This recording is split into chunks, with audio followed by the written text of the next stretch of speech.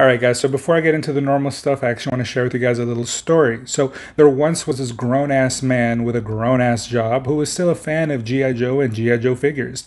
And when he heard that Target was going to have wave 2 of the exclusive series of the Cobra Island, his heart sank because he knew he was not going to be able to get one. There was a shit show the first time, it's going to be a shit show the second time, and he does not have the time to go to Target stores. However, one day he got out of work just a little bit early and decided to hit a couple Targets. And while at first he wasn't able to find it, at the second store, he was actually able to find something much more magical than the G.I. Joe figures, and that was some customer service. The tech guys in the back weren't able to find the figure, but they were very nice and helpful and even told this man, go to customer service before you walk out, just in case. And so he did. And there he met a lovely customer service agent by the name of Tanya, and she did everything in her power to get him one. And lo and behold, our man found good customer service and a Cobra Viper. It was me. I got one.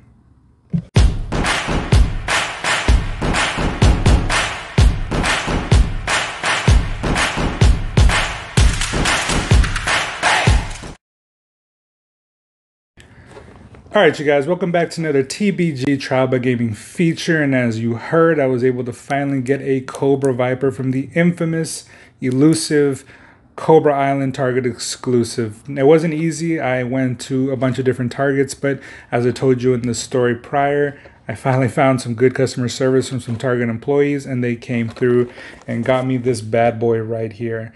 Now, it's just as good as I want to say, as I might have mentioned in my Firefly review, how don't go out of your way, but this one is pretty badass. I'm willing to say if you can't go out of your way to get one, I don't know if it's worth $100 the way it is now, but if you can get one, it's worth owning at least one of these bad boys, all right? So let me go ahead and break it down for you and show you guys why, all right?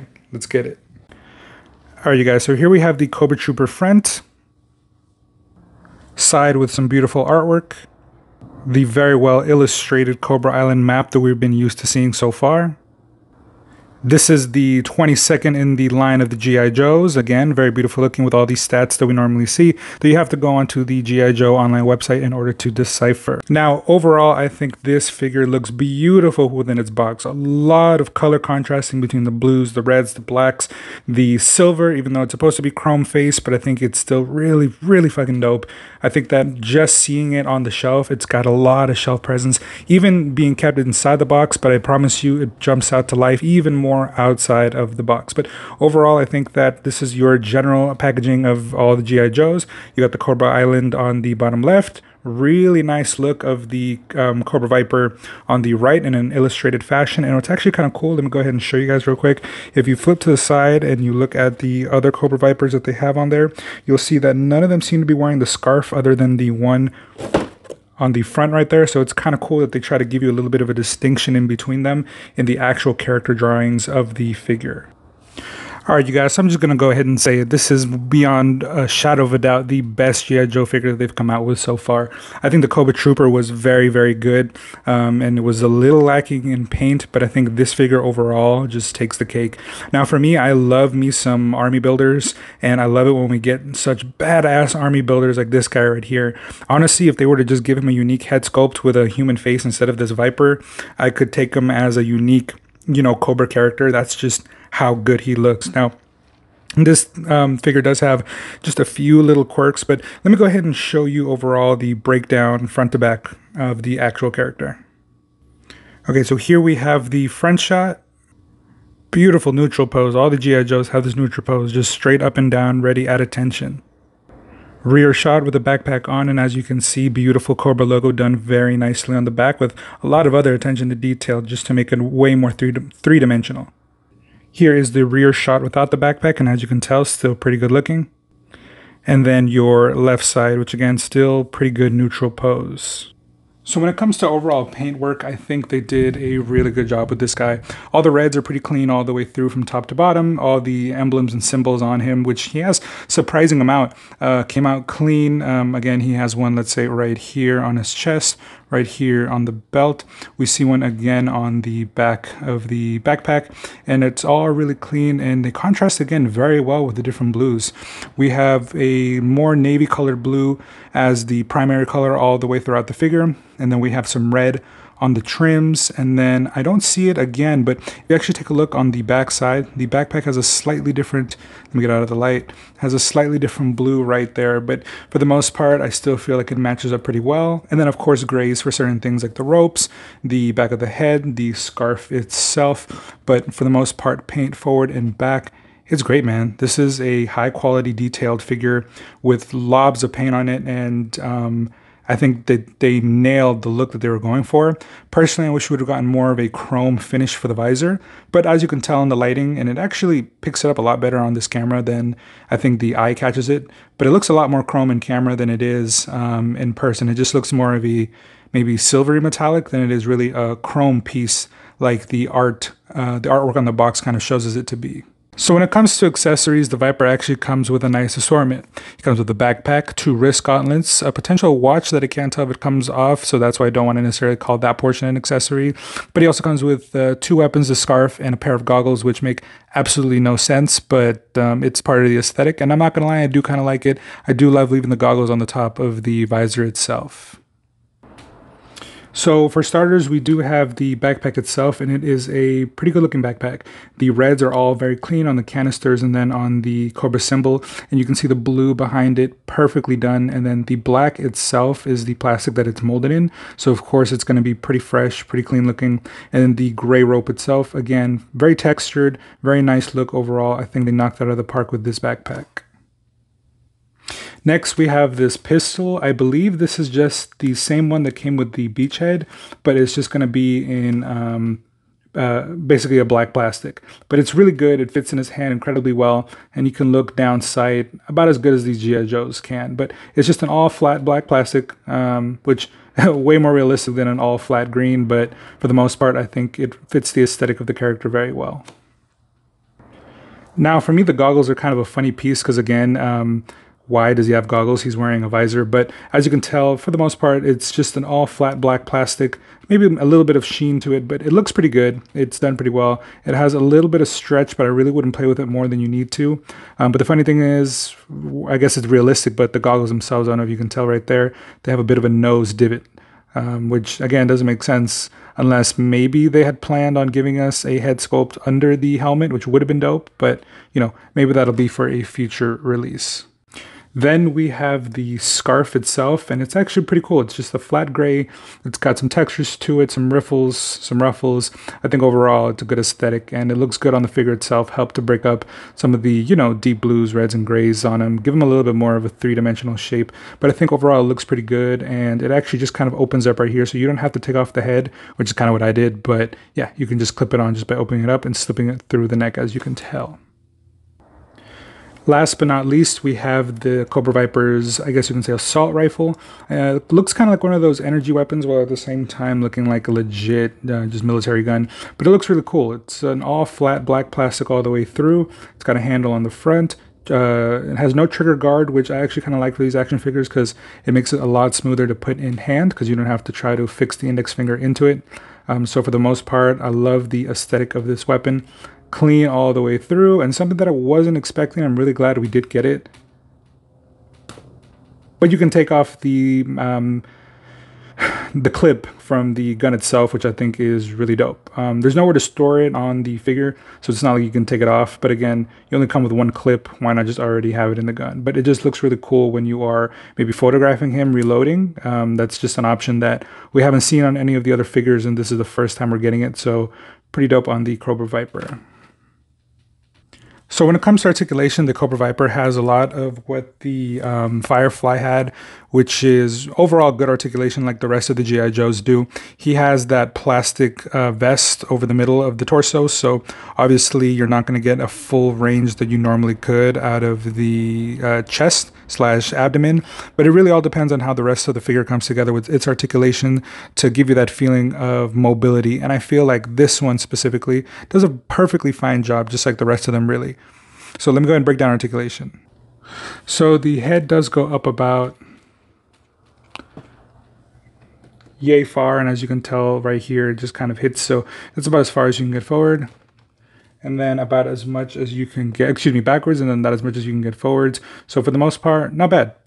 He can look down enough to make it look like he's obviously looking down, and forward enough that even though he can't look directly up, I don't think it'll necessarily get in the way of most of the posability you're going to want out of this. But it does do a full 360 as standard, and that's pretty nice. When it comes to the arm, he does have this butterfly right here that gives him just the slightest bit of mobility forward and back. Shoulder does come up about that far and has a bicep swivel that does full 360. Sorry, let me go ahead and do that again. It's going to be a full 360.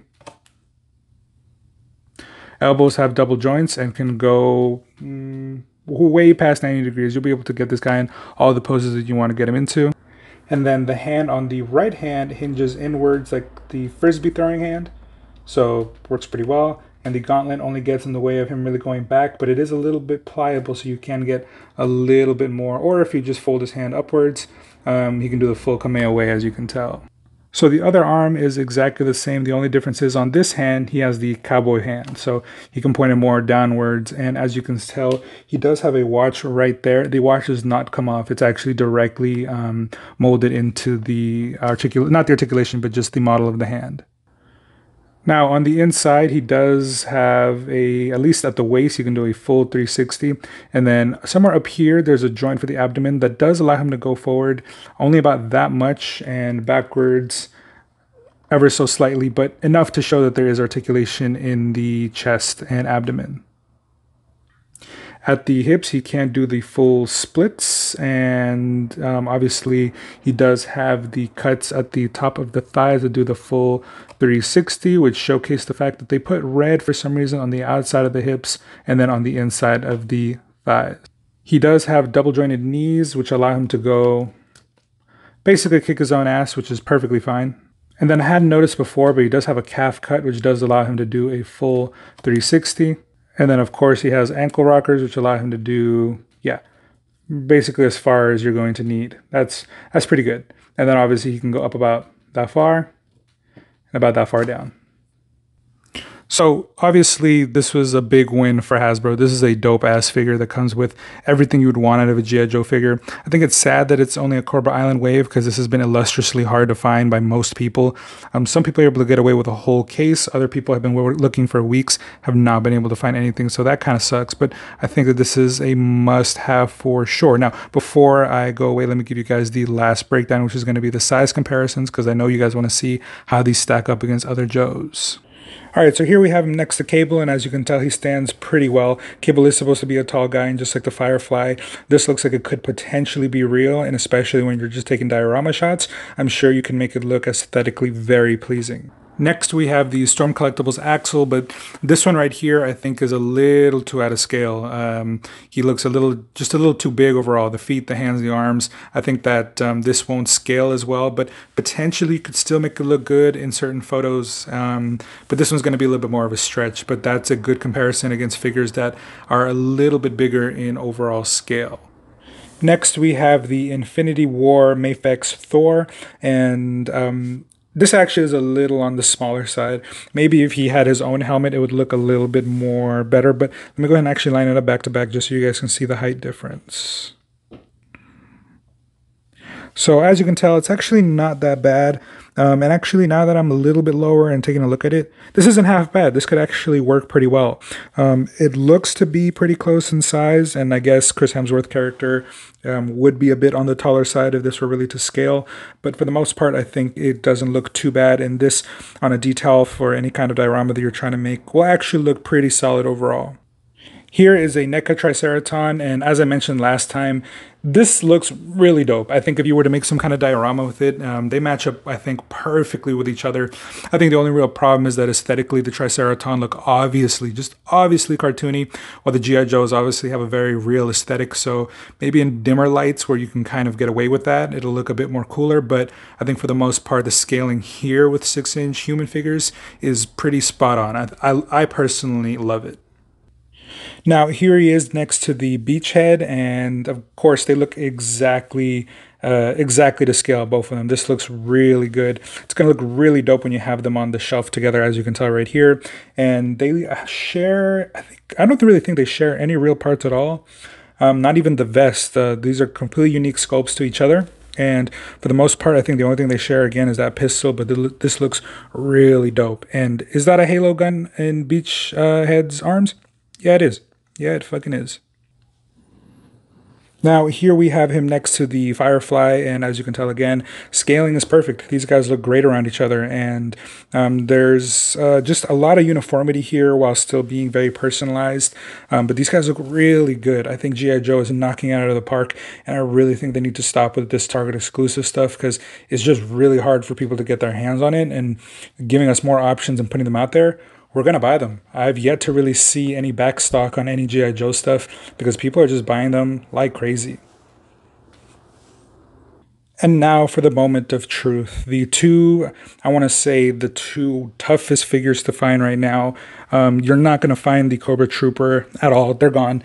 But in terms of the Cobra Viper themselves, you still can find them. But really, which one is the better one? I like them both. I think they both look cool. I think they both look, sinister. If anything, there's obviously more coloring on the Viper, and the Cobra Trooper has that slightly more sinister vibe. But I do think that we got a little shafted with paint color.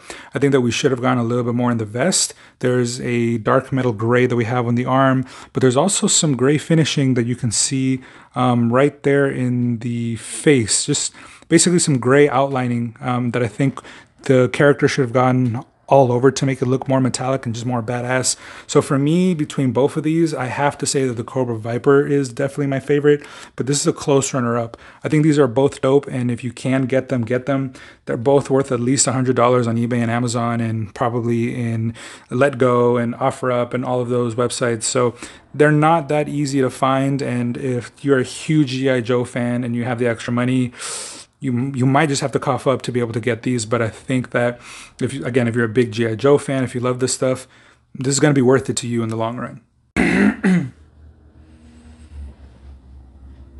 All right, you guys, so when it comes to this G.I. Joe stuff, it really seems that Hasbro really has it down. They're making fire-ass characters with just dope-ass designs, and while some of them, like let's say Firefly at the beginning, I wasn't convinced by, once I got him in hand, I got to review him and got to see the whole aesthetic, I do like him a lot, and I think that everything they're going to be bringing is going to look really good on the shelf, and this entire line is basically going to be a must buy. And for the most part, I do think, as I mentioned before, Hasbro needs to try to find a way to make this available to everybody. This Target fiasco has happened twice now, and neither time has really shown much improvement, other than many people either getting so many multiples that nobody in the area can get any, or getting zero. How is it that somebody's able to get 20 of them in the middle of nowhere, and then here we have in California, right, a very deep population, and you can only get one per store. So I don't really understand what their marketing is or how it is that they put the figures out there, but I do think that Hasbro and Target, if they're going to continue to bring out these exclusives, they do need to figure out a new deal of how to get these out to us so that every collector can at least get one. Because again, I've been watching this kind of unfold on my Facebook posts, and there's plenty of people out there who are OG G.I. Joe collectors, and it's kind of unfair that they're being beaten out by these new school ways of just purchasing with like bots and all kinds of other things that we're seeing happening here. So I do hope that it fixes itself, and I'm going to continue to try to collect these as best as I can. I have been lucky that I haven't missed out on any figure yet, but we'll see how we're able to keep it going in the future. But if you guys did like that, please like, comment, subscribe. Let me know what you thought of the figure in the comments below. And if it is something that you guys want to see me continue to do, please provide me with some feedback of anything I can do with my lighting, my video, my voice, my voice recording at least, right? Or if there's anything else that I can do to improve the experience for you as I bring out this content. All right, you guys. So until the next one, I am your host, Nello. Deuces.